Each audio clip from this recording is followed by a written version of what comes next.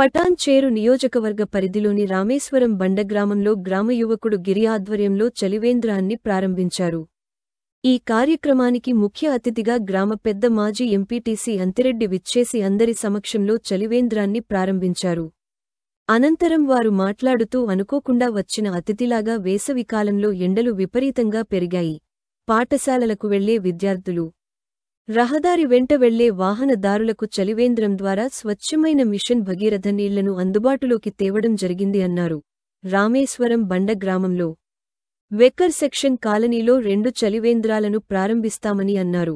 ఈ కార్యక్రమంలో గ్రామ పెద్దలు గడ్డమీద ఆంజనేయులు, ఉప సర్పంచ్ కుమార్ గౌడ్, గ్రామ యువకులు సురేష్, అర్జున్, రమేష్, దానయ్య, ఇబ్రహీం, శంకర్, నవీన్, గ్రామ ప్రజలు తదితరులు పాల్గొన్నారు.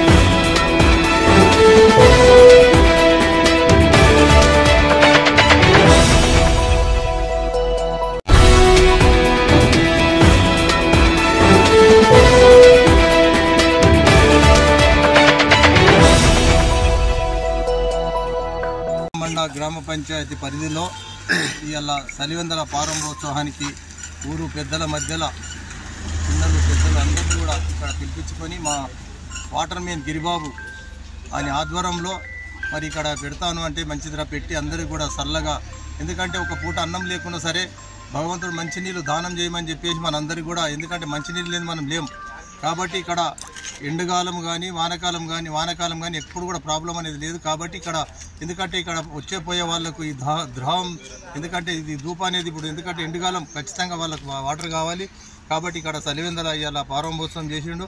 కాబట్టి ఇంకా 2-3 రోజుల్లో కూడా ఇంకొక 2 ఇక్కడ ఒకటి వికాస్ సెక్షన్ కాలనీ కూడా చేస్తాము.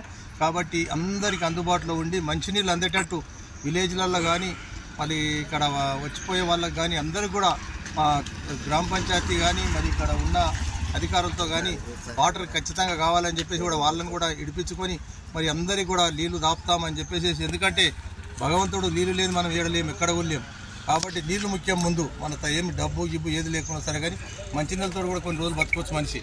కాబట్టి ఈ దాహం తీరాలంటే మంచినీళ్ళు ఖచ్చితంగా అందరికీ దాహం చేయాలి. కాబట్టి మేము అందరం కూడా కలిసి ఈ చలివేంద్రాల ప్రారంభోత్సవం ఇక్కడ చేసినందుకు వీళ్ళందరికీ కూడా కృతజ్ఞతలు తెలుపుతున్నాం. కాబట్టి ఇంకా 2-3 అక్కడ కూడా చేస్తాం 2-3 రోజుల్లో, కానీ అందరికీ కూడా మంచినీళ్ళు దాపుతామని చెప్పేసి కూడా గ్రామ పంచాయతీ కోరుకుంటున్నాం.